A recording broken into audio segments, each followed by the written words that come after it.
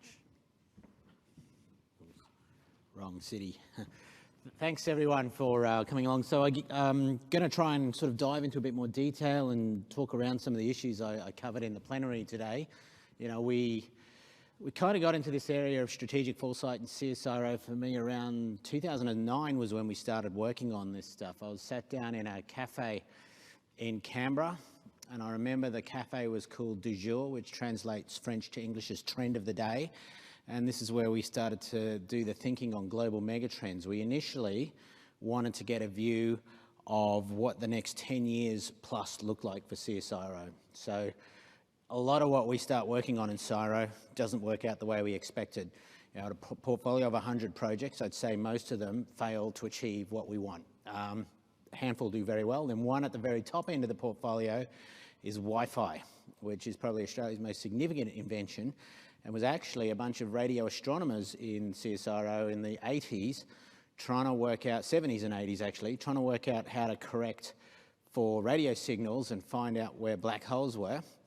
They were able to use the fast Fourier algorithms to correct for the bouncing of the Wi-Fi signal off doors and walls, and were then able to crack the problem of Wi-Fi and get data transmissivity at useful speeds. So there was a lot of serendipity in the process of discovery of Wi-Fi.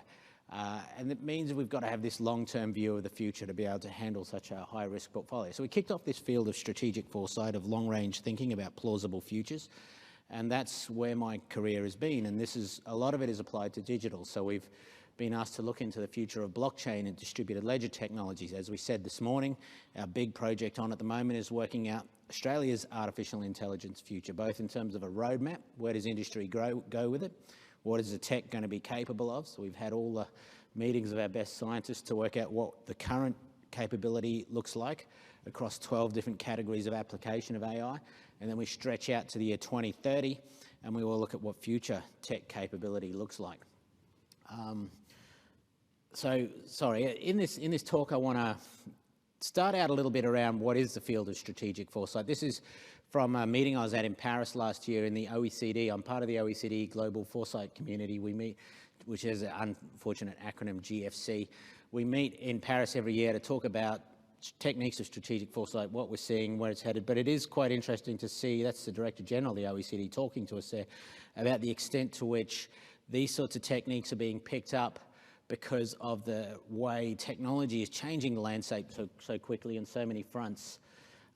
Singapore have also got a Centre for Strategic Futures that we've worked with, right? This has been quite influential in our work.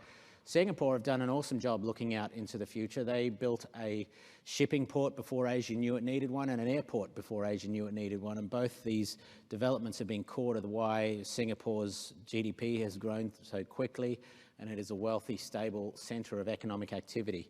You know, the nicest thing about not planning is that failure comes as a complete surprise and is not preceded by a period of worry and depression, is what they told us there. So there is a team doing that, and I spent some time talking to these guys, and they said, you know, why we set this capability up for Singapore was two things caught us off guard. One was Jemaah Islamiyah, you might remember the terrorist group that caught Singapore off guard. The other was the Asian currency crisis, and they said we didn't want to get caught off guard again, and they set up that capability. In our own work, we've applied techniques of strategic foresight to look at digital disruption. One of our early clients was Michael Cameron, who's the CEO of GPT. The best way to anticipate change in your sector is to spend some time outside of it. So I guess I would challenge you to think like that during this talk as well. And this morning's session is to think beyond what you can see. So it's not the shark you can see in the surf you should worry about, it's the one you haven't seen yet, they say. Likewise, in a business sense, your organisation is probably managing a lot of the risks and challenges you see before you pretty well. It's the ones that come from outside the sector that matter. So with Michael, we had a look at how digital technology will transform the retail sector. Retail floor rental rates are in decline, as every time you hit click and buy online, you take a little bit away from the floor space that he rents and you put it into background supply chains, logistics. One of the megatrends we identified for Michael we called behind the scenes. And this was about the growth of the logistics sector and the contraction of the retail sector, basically. So he took about $1 billion of the company's money out of the existing asset portfolio and shopping centres and office towers and put it into a logistics business that performed sensationally well. So the ability to make that decision early was quite important. These are some of the projects my team has done.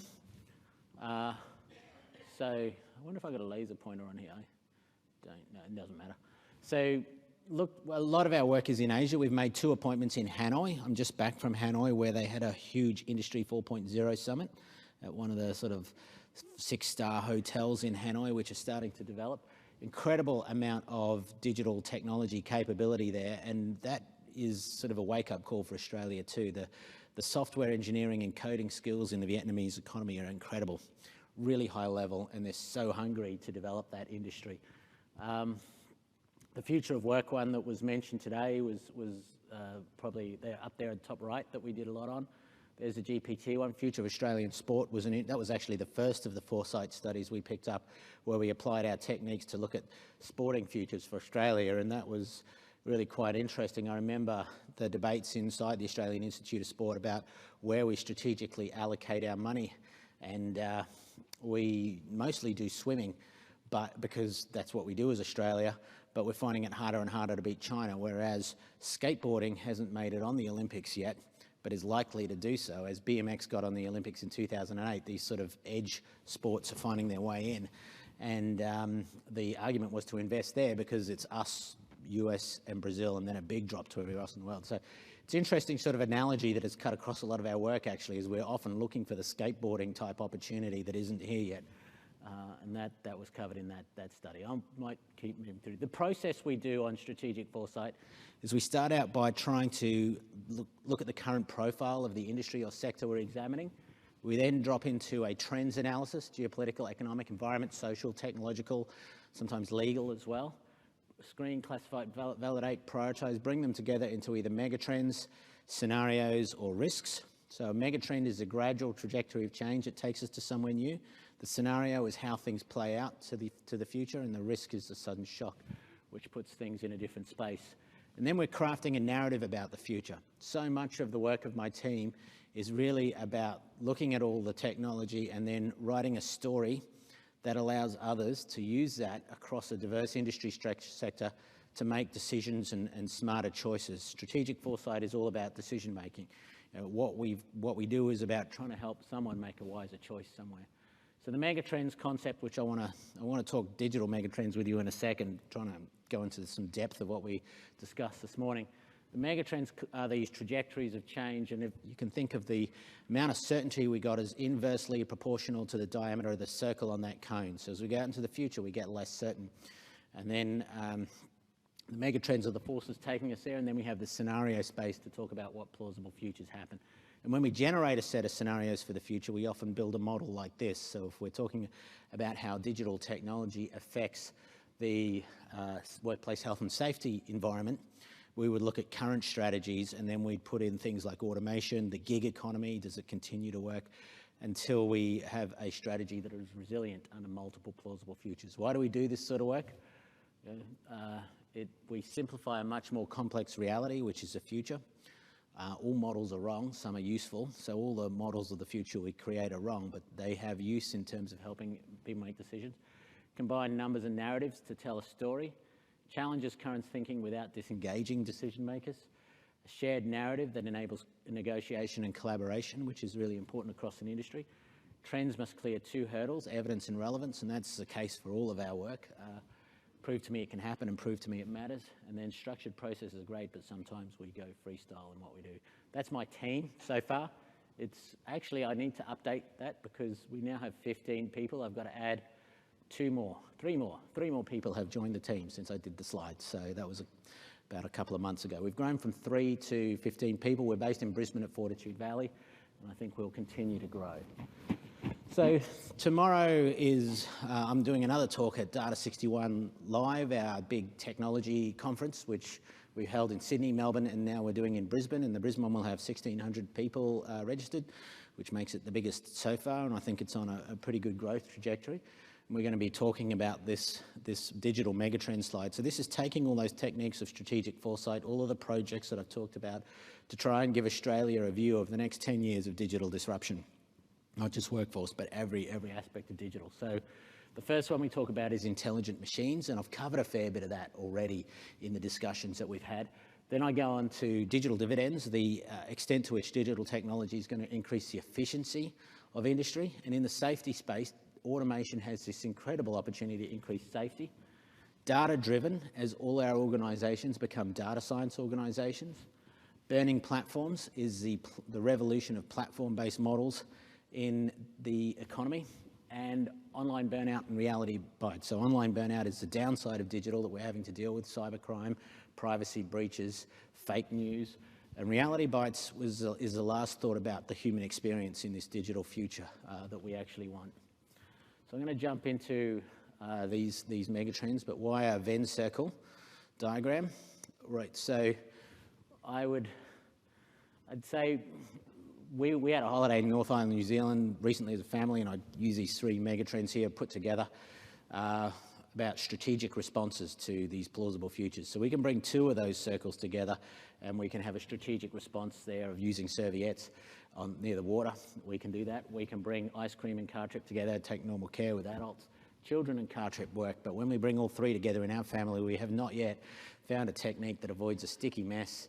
Or it was ice cream flavoured vomit in my favourite hat, which got put in a bin at Auckland Airport. So that is one of the challenges we have. But the challenge of the actual megatrends diagram here is similar to that one, in that it is about putting multiple plausible futures together and then challenging and taxing your ability for strategy. So let's jump into this story of the future based on the techniques of megatrends analysis and what we're seeing across digital strategy, but keep the overlaps in mind. Intelligent machines. I showed this slide this morning, but this is really quite amazing how quickly the cars got better in the Mojave Desert in the DARPA Defence Challenge. It was in 2004. Only not one of them got past 13 kilometres into a 200-kilometre course. The next year they were all doing it, and then within 10 years we see automated driving a reality. To get to the next bit of automated driving really requires the kind of breakthroughs we saw in the Chinese game Go with AlphaGo Zero, the Google DeepMind company, the neural nets and machine learning algorithms that applied. That's the bit that gets really interesting about artificial intelligence, is machine learning. It's a core component of artificial intelligence, along with things like natural language processing, robotics, sensory systems.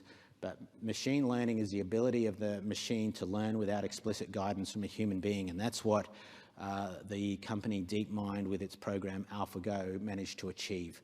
It developed solutions and strategies which had no signature in any kind of human play. That got kind of exciting, and that's where we've got to do that for level 5 automation in cars, so that it knows how to pick up every possible circumstance on the road. Level 5 automation will come from those machine learning breakthroughs. I mentioned about the emotion recognition, that we did. This is the team playing around with it in the office. It's quite powerful and effective, but this is putting the capability beyond where it used to be for us. This will be getting used in airports and planes to look at possible suspect behaviour. Airports are currently monitoring all your movements, or it's going to be happening in world airports a lot more, whether you like it or not. They're going to be looking at your movements, predicting your movements, and ascertaining when something looks out of place, because this is a precursor to something needing to be investigated or looked into in more detail. Perhaps you've gone to and from a bag too many times that you've left somewhere it probably shouldn't be left. Perhaps there's unnecessarily high levels of anxiety, or you're staring straight ahead where the machinery says you shouldn't be. It's a world that we're moving into. Scary or not, it's happening.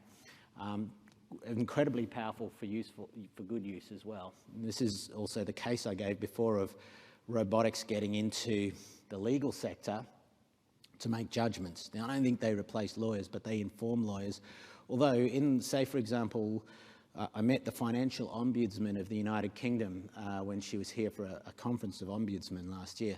And they are going to introduce Case Cruncher for a significant portion of the caseload. Cases where it isn't really that grey, it's pretty black and white what needs to happen. So the plaintiff uploads their information, the bank or financial institute uploads their information, the machinery, the Case Cruncher crunches away and produces a result which is legally binding. Then there are mechanisms for humans sort of dispute. So if you don't think it's fair, you can resolve via dispute mechanisms, but I think a lot of workplace compensation claims will get handled this way as well. There'll be systems like this doing it for us. we don't lose the lawyers. The lawyers are still needed to oversee these systems, but they make possible an enormous caseload, which was just too big for the system to be able to handle previously. You know, in our ethics framework that we have to deliver in December, I'm interested to see how we sort of create principles around the resolution of this. You know, is it okay for machines to be making decisions, legally binding decisions in courts of law?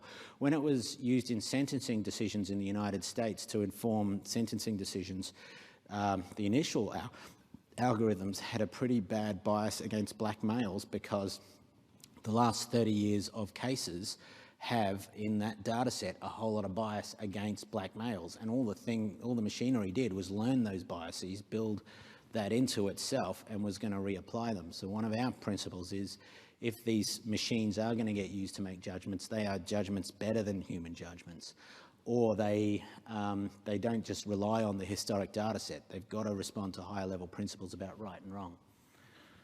The automation of the workforce, I think we covered that pretty well. I mean, that's poor Brett, the towel folding robot, but inside there is our window, right? Because a towel on the floor is easy for us to resolve, where the corners are and the creases. Brett can't do that, not very easily. And this is Morovac's paradox, that we will create all sorts of amazing outcomes. You know, driverless vehicles, the IBM Watson program that won on the game show Jeopardy, the AlphaGo Zero was a pretty significant breakthrough. We're going to see a lot more of that sort of stuff happen, but that's the simple stuff for a human being is still well beyond the scope of robotics and automation. That was, and this slide I think is close to the answer of, well, what do my kids study? What do I do?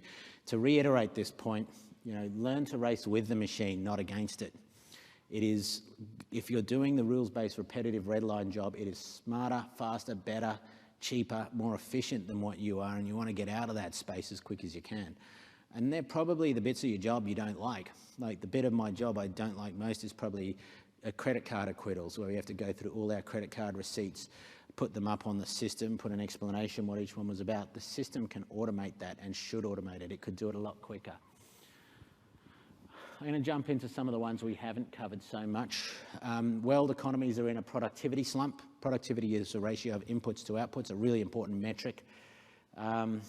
Digital technologies allow us to do stuff more efficiently. The example of the Sydney Harbour Bridge is a good one. The maintenance costs can be significantly reduced by the use of sensory system. That's another view of Stefan Haber's hover map drone system, which can fly in GPS-denied environments and create a map of any three-dimensional structure right down to intricate details, which then can be uploaded into building designs, improving efficiency. Digital will create new trade connections. It's Wellcamp Airport, and it creates the possibility of remote work. And again, I covered some of this stuff this morning. I'll try and open up for a quick Q&A session with about 5 minutes to go. Data-driven. Every organisation is becoming a data science organisation. Banks are not banks. They are data science operations already. In the healthcare system, data is everything. It was such a significant driver of what happens. Big data is getting bigger. Massive amount of investment. Data scientists are in demand. The other aspect to this is connectivity is getting crucial to be able to operate an economy. If we want regional Australia to grow and develop economically, we've got to get them plugged into the internet, high-speed, reliable broadband. So this is a study done of OECD countries that correlates GDP growth rates with the portion of houses with high-speed internet connectivity. And this is complaints by Australians about broadband connections to the telecommunication ombudsman. And really, it's mostly they're calling up and saying the NBN doesn't work. And that's one of our national challenges. Is Singapore has got the world's best connectivity, but they've got the amount of people in about this size of Canberra. Australia has a lot of area, and it's all the last few kilometres of connectivity to get. Let's move on to burning platforms. You know, the fundamentals of economic theory are going to change. What we understood as the game book for economics will be rewritten by platform models, which take away transaction costs and asymmetries information. This one is really about the growth of the new big tech businesses, but also the extent to which they invest in R&D. There's a lot of innovation behind Amazon's and Alphabet, which is Google's business models that we aren't doing in Australia. I think blockchain will not disappear. The prices of cryptocurrencies have fallen, but there's a lot more to blockchain than that. It is an unprecedented ability to transfer value online, not just information, and the algorithms have succeeded in doing that, and we're going cashless as well. So withdrawals at Australian ATMs, that's Reserve Bank data, is on its way down and is likely to continue. Price of a Bitcoin shown there. Online burnout.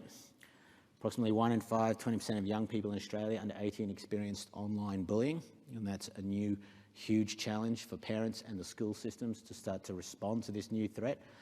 Cyber physical system vulnerabilities. This is about, it's an FBI alert issued in the United States in 2016 when a team of researchers was successful in running a Jeep Cherokee off the highway via taking control of some of the systems of that car.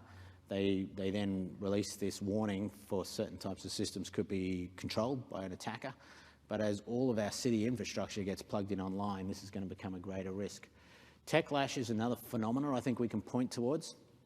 So Adrian Turner's CEO of Data61, I remember me and Adrian have been in front of the Australian Parliament starting to answer questions about whether or not all these tech giants from offshore are actually good for our businesses, our people. Europe made a pretty significant decision with its $2.4 billion fine to Google for favouring its shopping services over local providers. The Facebook dilemma has highlighted privacy awareness, how much people care about it, and how it was compromised and how your data was getting used in all sorts of ways. We aren't likely to see that stop. Data guidelines are coming in place. The European Commission has put out the most sort of aggressive data management guideline yet we've seen, which includes the right to be forgotten. All right, so if you have if a company gets data about you and holds it onto their system, you have the delete key on it, not them. So you're in charge. The European Commission is going to mandate that each person's, like every company holding data on you, they have to give you back control of that data. And we saw something similar in Australia with the My Health record, where Australians wanted the ability to delete data on themselves, on their health record. If they didn't want it on there, it was your data about you. So this is stuff we've got to work through in Australia yet, not there yet. Then there's the whole online manipulation of the US election was enormous in terms of what was actually done here, purposefully and maliciously attempting to mislead voters with pretty profound ramifications. But the extent of that was huge, and that's the reality of the world we're in. So the last one is really the human experience, and I've told the story this morning. So it's to say that it's more than just caffeine when you drink coffee. There is more at the end of the human experience. That which is human about you gets a whole lot more valuable in this world that we're moving into. Your emotional and social intelligence get really important. Physical spaces stay really important. And then I gave the example of the cafe that we went to. So the cafe here could be well geared for the digital economy of the future. So that's sort of our story of digital megatrends and what the future will hold, and a bit of insight into how we do strategic foresight. I probably have a couple of minutes of questions if you would like.